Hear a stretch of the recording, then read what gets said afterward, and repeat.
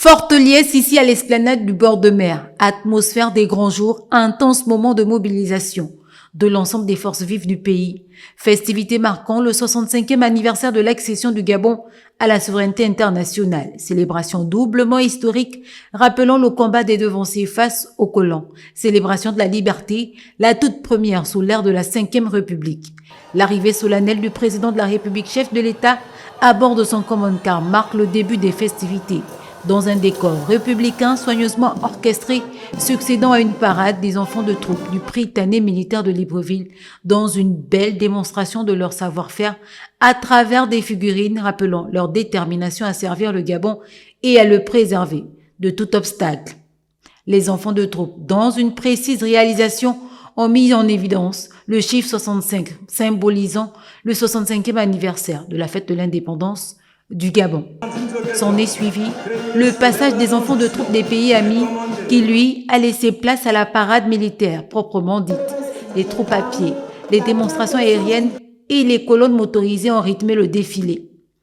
379 nouveaux engins terrestres, aériens et navals dans le détail, 61 motosquads jet ski, 233 véhicules légers, 62 engins blindés, 104 camions de transport, 14 bus de transport, 25 consacrés de l'hôpital militaire de campagne, 21 ambulances, 11 engins TP, 2 tracteurs agricoles, 5 vedettes Zodiac, 20 armements mitrailleuses, 10 groupes tracteurs, mais aussi 23 mortiers, 6 tracteurs.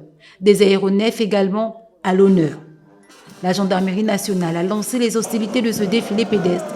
Se sont succédés les forces armées gabonaises, le génie militaire, la marine, la santé militaire et d'autres unités ainsi que la garde républicaine, dans les rangs desquels on pouvait distinguer plusieurs éléments, notamment la section canine, les peuples autochtones chaussés des sandales et vêtus de leur tenue traditionnelle en raffia aux couleurs de la GR, en référence parfois à la panthère.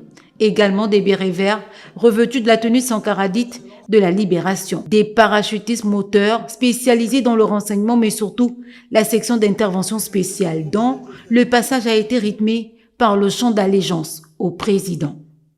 Ce défilé a mobilisé plusieurs personnes des forces de défense et de sécurité et plusieurs engins et véhicules.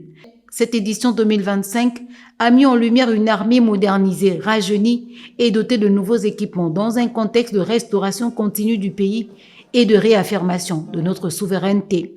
Cette démonstration est aussi celle d'un État qui est en progression avec méthode, placée sous le thème « Forces de défense et de sécurité de la transition à la Ve République ». Il constitue l'expression du rayonnement des forces de défense et de sécurité, valeur fortement symbolique qui préside aux grandes victoires, celle de la fraternité d'armes qui unit tous ceux guidés par le même idéal de défense du drapeau et de progrès institutionnel.